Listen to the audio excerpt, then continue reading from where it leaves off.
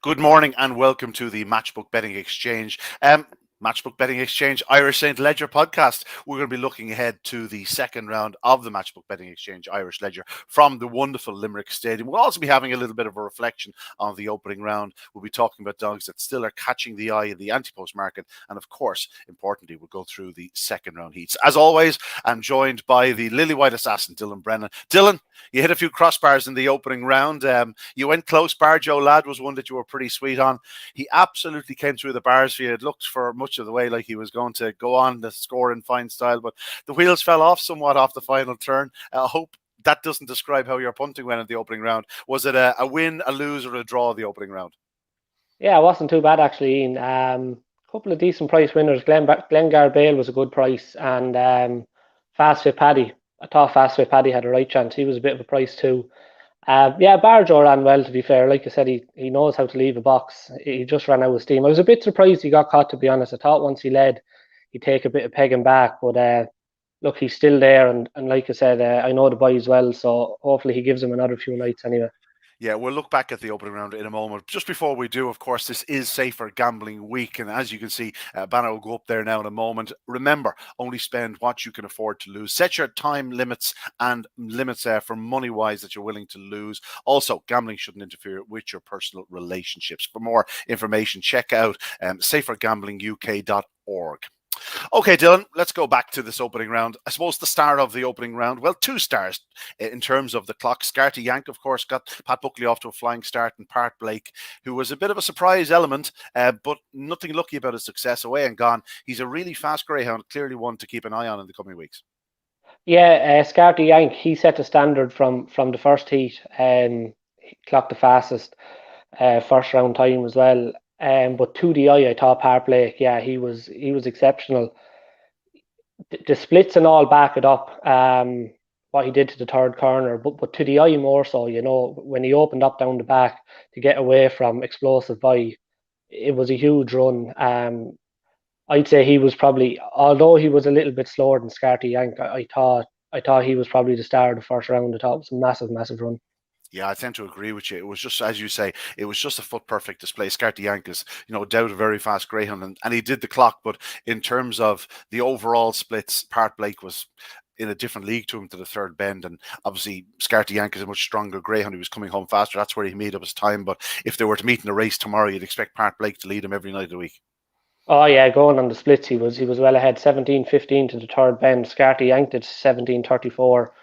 It was crazy. I don't think Gatton broke. I think there was only two dogs to dip under 17-30. So when you take Part Blake actually did 17-15 to the third corner, it's fair out running, you know. It is fair running. Another good pal of yours won, of course, Ballymac Wild. He wasn't a big price. He wasn't making anybody rich, but it's just great to see him in action. The likes of Russian Glory caught my eye, of course. Monrod Thunder won well. Scooby Princess, she loves it around Limerick. Another one for the ladies. They're flying form the last while. Yeah, she's savage. You know, I can't remember a time where you had so many top class bitches. You always have top class bitches around, but the amount of them, at this moment in time is ridiculous. And she just performs every time she hits a racetrack. She performs to her very best. She's brilliant, and she'll be hard to keep out of frame. I think she's 5 from 5 at Limerick. You'd be foolish to dismiss her going forward. Yeah, you certainly would. She won't have it easy now the other night, next night. One time only, the Laurels champion won. We've mentioned Part Blake. Gunboat Showman was one that won well. All in all, it was a tremendous night's racing. 2 nights racing, of course. Anything else that caught your eye, Dylan, before we move on?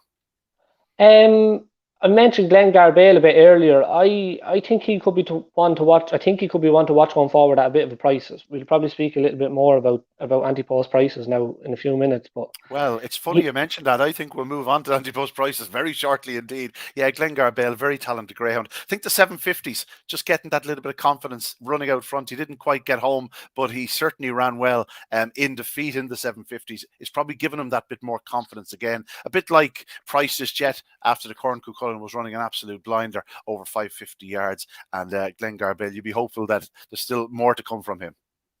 Yeah, definitely. Like I said, I think you said it last week, you were a bit surprised when you seen him over 750. He wouldn't jump out to you as a 750 type, but he was doing 28-21, 28-23 splits in them 750s in Limerick. I think he's got 18.47 for a 350 around there. So he's no slouch early on. There wasn't much early in that heat last week, but he's got some really good clocks around Limerick and trials and that. I think he just really likes the place. And I just, going forward at a bigger price, he's definitely one to keep an eye on. He could, that win the other night certainly do no harm confidence wise. Yeah, much like his trainer, Pat Buckley, who loves it around Limerick, he had 3 winners in that opening session on the Thursday evening. 3 from 6, the likes of Sing Along Sally, of course, the aforementioned Scarty Yank. Others we haven't mentioned, Loher Ron, and of course, Ballyeal and Raleigh, who broke your heart by picking up the your pal Bar Joe Lad. Let's look at the anti-post market, Dylan. Not a massive amount of movement in it. Explosive Boy, though, still the favourite there at 7.8. Do you know what? I think that 7.8 is perfectly fair. He ran okay in defeat in the opening round behind Part Blake. Very impressive greyhound. We know how good he is. He's perfectly suited to Limerick and its contours. I just wouldn't be surprised if we saw him go a few lengths faster on Saturday night. And perhaps that 7.8 will attract a few in, Dylan. Yeah, there's nothing wrong with it, Ian. And like you say, his run was perfectly fine. I think he was doing 29.61, which I think was the third or fourth. Uh, it was up there with I think it was the third or fourth giant fastest. You know, it was a perfectly good start from. Look, he got beaten. If you were on a anti-post, you wouldn't be worried. He was never in any doubt. He was always going to qualify. You'd expect him to come on for it. I think that was his first run since the Derby final. So he might have just needed it as well. He does have a tricky heat this week, to be fair, out in 5 as well. But I think it's a fair price. Like you've Ballymac Wild in there next at 13. I just get drawn to Droopy Sydney. I think he's 18.5 there. He's got a nice draw this week. He's just the one I keep coming back to. And old Jacob Tashadelic too. He walked out last week. I'd say Congoini must have been playing our preview on the way up, and he must have heard the two of us tipping him. He walked out with a box, but thankfully he recovered to qualify. In fairness, he did more than just recover. He showed great pace down the back straight. I was quite taken by the display. I think of all the prices there, I keep coming back to Jacob Tashadelic. And of course, we have to mention Part Blake, 15.5. I suppose you're in a situation where do you take last week's run as a one-off, or does he move on? Does he improve from that and continue to race like that? If he does, that 15.5 is pretty big. Yeah, the big thing with him now this week, Ian, is he just has to back it up. I think that was his 8th race the other night. It was a massive step forward. You just want to see him backing it up now. I'm not saying he can't or he won't. Of course he can, but you just want to see that now. So that's the big thing now for him Saturday night. If he can back up that run, I'm pretty sure that 15.5 won't be around next week. Yeah, as you say, though, if he does back it up, it certainly won't be, because if you look at the draw, one time only's up against him, Explosive Boy, Gumbo Showman. It's a hot contest, and throw in another heat winner there, Bling Bling Paul, excuse me, who did me a turn in the opening round. He was the reason I came out on top, Bling Bling Paul. I just thought of the big prices. He ran well from the inside box in a contest where the main hopes were slow starters. Pirno and Rural Star. Rural Star completely walked out of traps. Just looking at the rest of them there, anything else catch your eye? We've mentioned Jacob Tashadelic. You've said you're pretty sweet in Dearjet Sydney. Looking a bit further down behind Jacob Tashadelic on the market there, Scarty Yank is 21 for a greyhound that went fastest. Prices Jet, a dog who absolutely loves it around Limerick. I thought ran a big race behind Scooby Princess. Stories Pee Wee, Fast Fit Paddy, Fiora Knoll, Fast Greyhounds, Beach Avenue, but they're all going to be doing it the hard way, all for the best. Another one there at 24, and the remarkably consistent Gort Kelly Nester. Anything there that's catching your eye? Like I said earlier, I do at the bigger prices. The one, if I was to go in again, it'd probably be Glengar Bale. I thought that before the first round. Like I said, just going on his runs around Limerick. Russian Glory, I was a bit hard on him last week. I see him there at 30s. He's still a really lightly raced dog. I was a bit disappointed with the clock, but then looking back on it yesterday, and that it was the last heat of the night, I think. I'd just be a bit worried about his. I'm not sure what he's drawn inside now. I think he's in one. I'm just not too sure about him, but I'm trying not to look too smug, because I was pretty sweet in him in the opening round, despite the draw. He did cut for the inside. They took the seating off him. He is in one the next night. But 30 is perfectly fair about a greyhound who's only had 5 starts, remains open to plenty of improvement. And we know he has that bit of early speed. he's a dog that if you're looking for one that could progress, he certainly fits the bill. Yeah, 100%. Like I said, he's lightly raced, and there's no doubt in his ability. Like he's a really fast greyhound. Um, I don't know. I like I said, the three I've mentioned already: Dearjet Sydney, Jacob Tashadelic, and Glenn Garbale at a bigger price. They'd be the ones. I'd be very, very happy with the top two there. Dearjet Sydney and Jacob Tashadelic at the minute.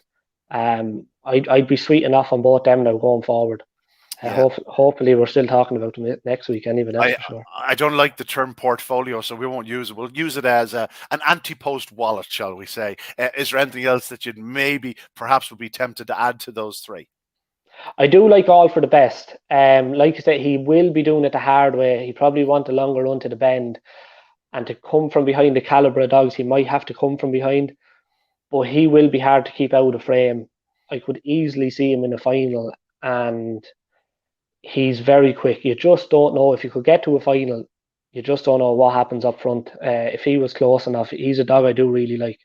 If you got to a final, there's 3 or 4 early pacers, he could be in a lovely position, shall we say. They can't all get around the corner. If a bit of traffic, he finds himself 3 or 4 lengths off the pace of the second bend. It's going to take a hard one to hold him. He's coming into this competition in unbelievable form. He was left a little bit stranded by Glenn Garbale the last night to the opening corner. There will be heats where there's even more early speed, but at the same time, as you say, he is so strong. Yeah, he absolutely flew from halfway down the back last week to home. I think he pulled 6 lengths clear of the third. And like I said, Glenn Garbale would be strong. Like I know he was beaten 4 lengths, but he was gaining on Glenn Garbale. If you look at the run last week from halfway down the back home, like he absolutely flew. But that's what you're going to get with him every week, and that's what I'm saying. He'd be hard to keep out of the frame. And like I say, you just don't know. You get to a final, few early pacers, a bit of trouble at the bend. You just never know. But in terms of form dogs, I wouldn't say there's many in better form than him now coming into it. There are a few dogs of that ilk, but he's probably the one carrying the best form. The likes of Beach Avenue, Stories Pee-wee, and the All for the Best dog. One that I might mention, he's at a big price. We didn't even see him on the screen there. He's around the 50, I think. Sentimental Lad, I thought, ran a big race in the opening round. Didn't get involved early, but ran on very strongly. He has caught my eye on more than one occasion in recent weeks. Very impressive winner at Shelburne Park over 550 in the last month. I just thought he had a nice draw in the second round. Maybe at 50, he might be worth a small little mention. But the three I'm drawn to, nothing unusual, the explosive boy dog still for me is probably the dog to beat. Jacob Tashadelic, I'm not going to desert him. I think he can, there's still at least one good run in him. And just there, Sentimental Lad is 55 on Matchbook Betting Exchange at present. I think that's worth a little nibble. I think he's a fast greyhound. And the third one I was going to mention is Russian Glory. But Sentimental Lad, yeah, certainly at 55, I'd be tempted to just, have a little taster. You never know your luck. If he gets a good run the next night, he could be half that price next week, and who knows where he might go from there. He's still lightly raced, very pacey greyhound. Dylan, we have 8 heats to look at. We're 14 minutes on the clock, so we'll spend a minute or two in each of these. We need a few winners, Dylan. We need a few winners. We need to make it 2 from 2. 2 for the good guys, right? First heat, and a good heat to start with. There's plenty happening in this heat. There's plenty happening. The draw could be of vital importance. Everything for me points towards Ballymac Wild. Kilbannon Psycho is going to edge inwards from trap 3. Ballymac Wild is in 4. Romeo Magical will go up strongly up the inside, but we know he's just not a trapper. That's his big problem. If you're a Noel, the same problem. All for the Best is very strong, but he's not going to interfere with 4 early. And 6, Balliard Taylor actually ran well in the opening round, but he's going to need to find a gear into that opening corner. I'm all in on Ballymac Wild. I think he'll win. Simple as that. What's your opinion? It's funny that now, with the two of us now, I'd say if you told someone beforehand that one of them's going to be all in on Ballymac Wild, they probably would have said me. But it's not. Do you know what? You'll probably laugh at me, but I actually like Romeo Magico. I'm not going to laugh. I'm just going to, inhale through gritted teeth, going, oh, that's, listen. Yeah, a lot of people have died on that rock. I've looked at the race a couple of times, and I try to get away from him. But you talk about the draw. I think we said it last week. Sure, and all doesn't really know where he wants to be drawn, but he does seem to take a step right. If he just comes away level, Romeo Magico, you're not even asking him to fly out. Just come away level. I think he leads up. Like to the third bend, he'll be absolutely flying. I think if that happens, it'll depend how close Ballymac Wild and All for the Best are. I can see Romeo Magical leading up the fence, Ballymac Wild turning second, and then it's just a matter of how close he is to him around the bottom two bends. Look, would I have a bet on him? It would all depend on the price. He'd be a brave man to be backing him, but I just like his draw. One would assume that Ballymac Wild will be a pretty short price favourite. It will be up in the exchange from early afternoon tomorrow. Well worth getting involved. Last week it was 101 over round. Like there was some real value there, real value available, especially if you're fancying one of the outsiders, Dylan. Yeah, no, 100%. And like you talked about Ballymac Wild being short here, I might actually make Romeo Magical a price if you're brave enough. Depends how brave you are. I don't know if I'm brave enough. I'm going to Limerick Saturday night myself. Whether I'm brave enough to back him or not is another thing. I just love his draw. You know, he has his box. Two will move out. He should lead up. And like I say, I just think it's a matter of if he's far enough in front around the bottom two bends. But I'm going to go Romeo Magical and hopefully Ballymac Wild qualifies in second. Nothing wrong with that, DB. Nothing wrong with that. Listen, we want different opinions. Well, we certainly have a different opinion in the opening heat. I'm going to be keeping a record of this, by the way. Okay, I'm going to put the 8 of them down next week. I'll just say to you, well, you know, there's still life in the old dog yet. Yeah, hopefully you might be about half my age, but I know a few things. We'll move on to the second heat. I'll let you call this one first. Rushing Glory's the one that catches my eye on the fence, and Price's Jet on the outside, but there in the middle, you have Scooby Princess and Monrod Thunder. Even Burgess Cassie can run well. I thought she ran well in defeat in the opening round. She has a 28-29 on her card at Shelburne Park, also a 28-33 and 28-39, so she can't be dismissed. It's another cracky little contest, this. Yeah, this is a trappy one now. You said earlier on, Priceless Jet last week ran a big race. I agree with you. I thought he ran a massive race. Scooby led him out of the box. He got held up a bit around the open two bends. I thought he ran a huge race to get within a length of her. He can go up quicker than he did. I think he's well housed on the outside. I'd probably give preference for Priceless Jet. I think Monrod Thunder might lead up the middle. Like I said, I'm still not sure about the draw for Russian Glory. I'm not saying the inside seat, now that he's drawn inside, it might suit him, but whether he wants, I can't really make him out at the minute draw wise. So for that reason alone, I couldn't have him. I'm not saying he won't win or he even qualify. You know, he's a brilliant dog, young dog, but I just think Priceless Jet with the draw and based on his run last week, I think he could win out wide. Now, do you want me to tell you what will happen? Russian Glory is going to lead up the inside. Scooby Princess is going to find a pitch somehow off the second bend, and she's going to pick him up in the closing yards to win from Russian Glory. And I think Price's Jet's going to be in a battle for third spot with the likes of Cassie and Monrod Thunder. I think he needs to be on his toes early, but I'm going to go with Scooby Princess. Listen, again, it's not an inspired choice. Everything in me wants to go for Russian Glory, but I just feel he mightn't quite be strong enough to hold these at this early stage in his career. That doesn't mean I don't think he can't go a long way in the competition. So I'm going to go with Scooby. You're going with Price's Jet. We'll move on. Heat 3. Listen, I think I know what you're going to go for in this contest. Razzle Dazzle Annie's in 1, Ballymac Gart in 2. So the two ladies 1 and 2. You have Glengar Bale in 3, Vigorous Jim in 4, Tyrap Luke in 5, and Sentimental Lad in trap 6. I found it pretty easy to put a line through 2 or 3 of these, I'm afraid to say. I know those are dangerous words, but I can't really see Razzle Dazzle Annie win despite having a perfect draw or Vigorous Jim or Tyrap Luke. I think they need to do everything right. I think it'll come down to the likes of Ballymac Gart and Glengar Bale battling it out for the early lead, and 6 Sentimental Lad won't be too far off them. It's probably not as hot as the previous 2 heats. No, I'm with you. I even have it on the top of the card here. I think it'll be 2, 3, 6. In terms of order, probably 3, 2, 6. I couldn't have them other 3 myself.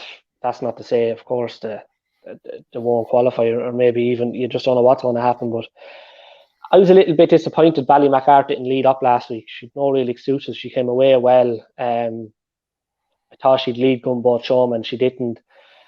Like Glengar Bale did 17-29 to the third bend. I think he was 5:36, 17-29. If he reproduces that, I think he wins. Yeah. I know you like Sentimental Lad, and he ran a huge race last week, and he can go up much quicker than what he did last week too. He's got a lovely pitch. I just think, yeah, Glenn Garbale for me. I think he could even lead again. Yeah, Glenn Garbale and Ballymacart, Sentimental Lad to probably chase him home. Yeah, I don't think you sound as convincing as you want to be. I think 2 and 3 might just get in each other's way a little bit. I think 2 might upset Glengar Bale. I'm going to tip up Sentimental Lad on the outside. Just represent a bit of value. I'd be hoping he'd be a bit of 7-2, 4-1, something like that. If he was any bigger, lovely. You never know what he might be on the Matchbook betting exchange come tomorrow evening. Hopefully he'll be 5 or 6, and that would be very nice indeed. On to Heat 4. Listen, we've mentioned this already. The ones that really catch the eye, one time only. Laurel's Champion in 2. Part Blake, the brilliant opening round scorer. Explosive Boy out in Trap 5, the outright favourite. And Gunboat Showman, another fine opening round scorer. The 2 I didn't mention that will be big prices. Bling Bling Paul, he won well last week. And Gorton McCrahy Rose actually ran a fine race behind Scarty Yankin, the fastest of the heats in that very opening heat. It's a great race. We could talk about this one all day, but when it comes down to it, you have to make a decision early. What's going to take the first corner? Wool Time Only's on the right side of Park Blake and Explosive Boy, but we know exactly how fast they are. Yeah, I just came down on Park Blake. I just can't get away from the splits in that last week, his early sectionals, and if he backs that up, to put it into perspective, like One Time Only flashed out last week, no excuses, got a clear run, 5:38, 17:42. Park Blake, 5:28, 17:15. Like, if he reproduces that, he'll take fair beating. Like we were saying earlier, he just has to go and back it up now. And that's kind of the exciting thing going to be watching it Saturday night, is just seeing, can he back it up? Can he do it again? Look, he's only September 19. He's only 8 races on his card, so there's every chance he's just getting better and better. Yeah, Explosive Boy is a tricky draw on 5. Like, you talk about the early pace, so you have One Time Only, Park Lake, Gunboat Showman's in really good form. Funny enough, I can see Gunboat Showman qualifying. I actually can't see him out of 3. I don't think he'll win, but I just can't see it being a 2-4-5. You can't see 2, 4, and 5 all getting that clear. Clear run, no problems. Whereas Gunboat Showman's going to go up strongly on the outside. Stay out there, perhaps miss the trouble if there is any, and make the frame. Yeah, he's strong as well. He's in great order. I just can't see it being as simple as what it might look. My next question is, which one's going to lose out? Can we just put this one down to 4 to qualify and we move on? Yeah, look, I honestly, you're even like a slight preference for Park Blake to win the heat, but honestly, I don't know what's going to happen. I honestly, I'd struggle to. I'd nearly just. I actually think there's a chance. I know he could fly out and win and do 29, 30 or 20, and you're made look like a fool, but there's a chance Explosive Boy could go out. He's going to have to be really, really sharp. Really sharp. It's a tricky draw out there. I don't know. I'm just going to leave it at Park Blake and Gunboat Showman, and 2 or 5 qualify as well. Have your choice. I'm going to take a chance on One Time Only because he is on the other side he's on the right side of 4 and 5. I think if he traps like he can, that 3:23 in the Laurels final was unbelievable. That's lightened stuff. He did a very satisfactory 284 last week. I'm sure he did very little. I'd say he was on the bench for the whole week after the Laurel success. So there's no reason why he couldn't improve on his opening round. I just think because he's on the right side of 4 and 5, I think he might get first run on them. I think he had no problem leading up those in his flanks, Bling Bling Paul and Gert McCrahy Rose. But like you, I think this is one of the races where just sit in your hands and watch it and enjoy it for the spectacle it's going to be, because this has the makings of an unbelievable contest. If this was the final, he'd be perfectly happy. Yeah, and the one thing with One Time Only as well, Ian, is in terms of trapping, he is very, very consistent out of the box. Yeah, he rarely misses it, to be fair to him. Obviously, there's every chance he could, but you kind of know what you're going to get with him. It's rare that he does miss the kick, and I think with 1 and 3 either side of him, he should lead up the inside just a matter of what happens on his outside, I suppose. But yeah, I'd like to I'm point like out. you, just sit I'd like back to and point out watch. we're 4 heats in. We've gone for different dogs in each of the 4 heats. I'd be interested to see if we go for the same dog in heat 5. I dare say Dear Jet Sydney will be your choice. Drahan Jet up the inside, perhaps not showing the blistering early he probably once had. He seems more of a strong runner these days. And look, when I say a strong runner, just a dog with all round pace. Doesn't find an awful lot up the home straight. Dear Jet Sydney's in 2. Deadly Cavani will certainly come on for his opening round success. 30.04. He was the slowest heat winner. Sheriff is in 4 from a commentator's point of view. It's a dream to have him in there. Minon Flyer, I thought, ran a massive race in the opening round. Certainly a big player. And Salmic Sunset on the outside doesn't know how to run a bad race. It's an interesting heat. But Dylan, am I saying that your old favourite, Dear Jet Sydney, is the one to beat?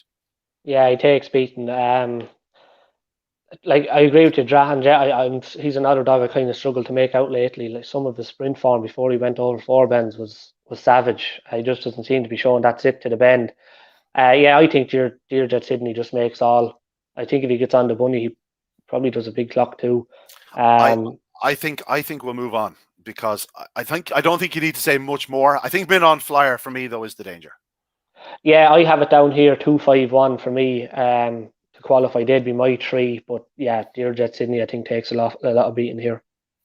Yeah, listen, I'll probably bet prices in this heat. If Minon Flyer was a stupid price, I might get involved. But other than that, I'd be looking at Dear Jet Sydney somewhere around the 11 to 10, 5 to 4 mark would satisfy me because I think he's a more natural starter than Drahan Jet. Funny to say, a dog that used to be a sprinter. But if Dear Jet Sydney backs up that opening round display when he showed real pace, showed a real luster for it, I think he'd be very hard to beat. Again, Minon Flyer for me, the danger. On to heat 6. And here we've got 2 or 3 dogs that really impressed in the opening round, including Low Huron in trap 1, Ballymac Belvolts in 2, Ballymac Merlin 3, Boyer Sports Bingo in 4, the veteran 5, Scarty Yank, fastest opening round score on the outside, Fion's Emirate. Scarty Yank will certainly start favourite.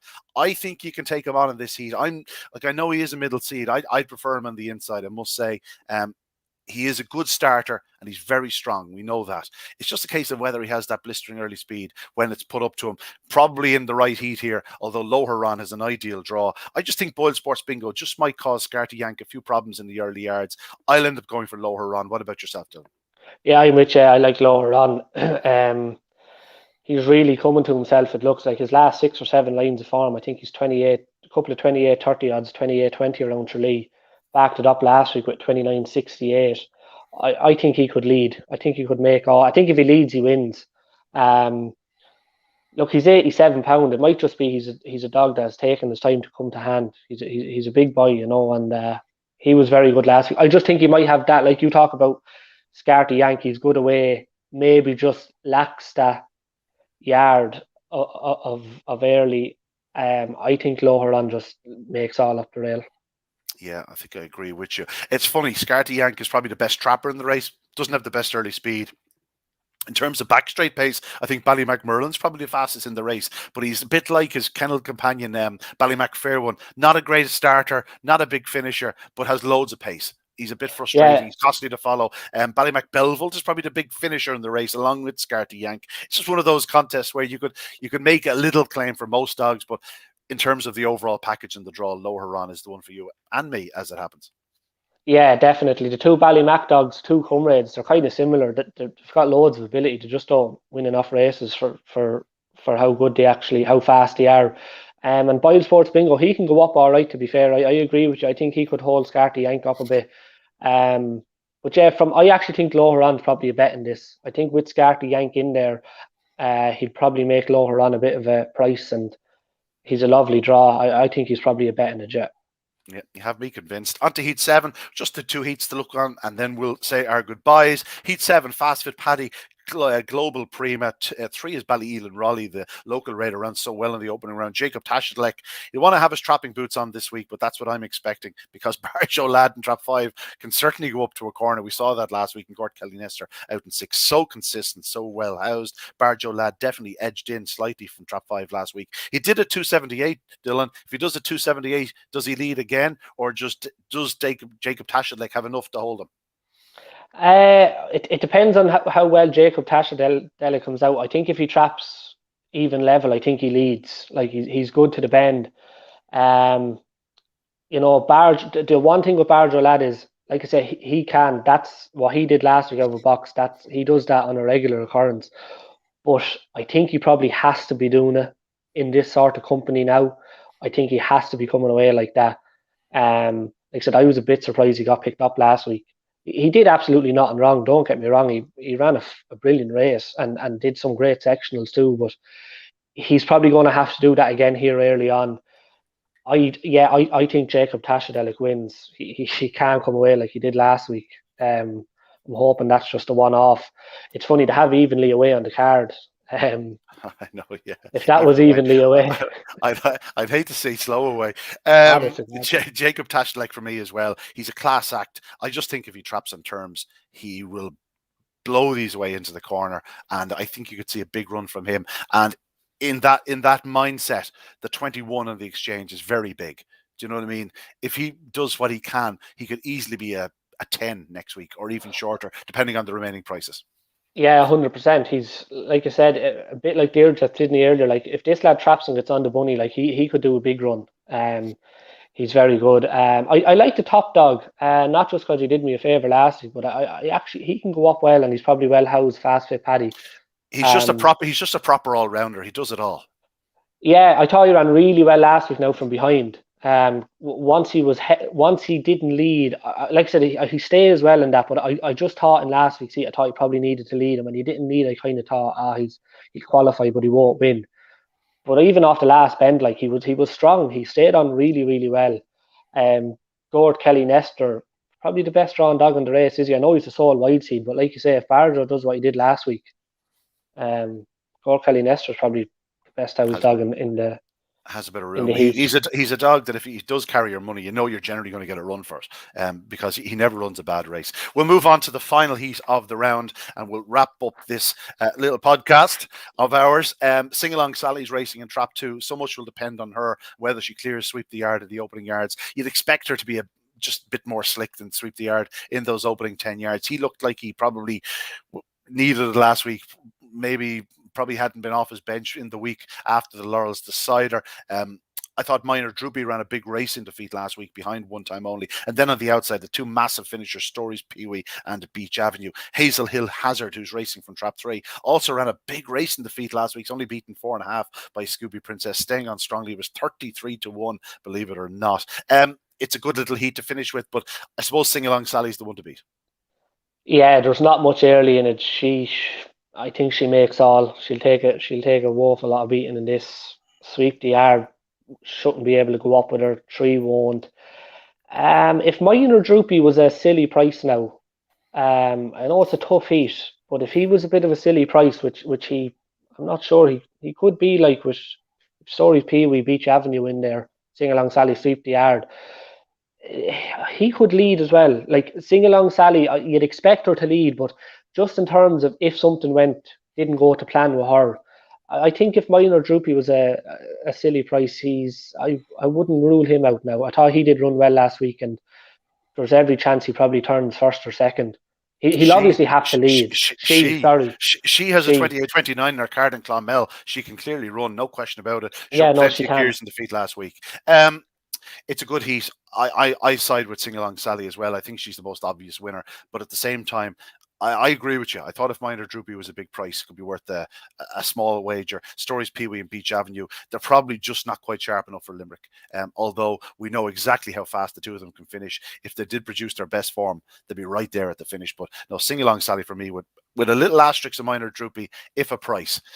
What's the best bet of the round, Dylan? You said I think you said earlier on it wasn't too convincing, but I think.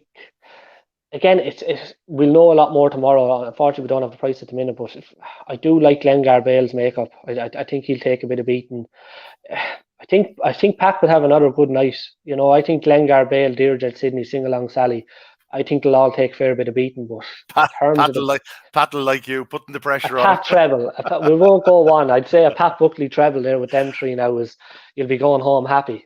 Good man. I'm gonna go with Sentimental Lad against your Glengar Bale. I'm gonna take a chance with him. I just was so taken by his opening round effort. But again, be lucky. you know, we really do have a cracking leisure to look forward to. We've seen 16 opening round heats. We're going to see 8 unbelievable second round heats tomorrow night at Limerick track. But for the moment, that's it. Good luck. Again, my thanks to the Lily White assassin, Dylan Brennan, who is telling you to go all in on the Pat Buckley trained runners tomorrow night. No pressure, Pat, if you're watching. Best of luck to all. And again, don't forget, it is safe for gambling week. So don't bet beyond your means. Keep it fun.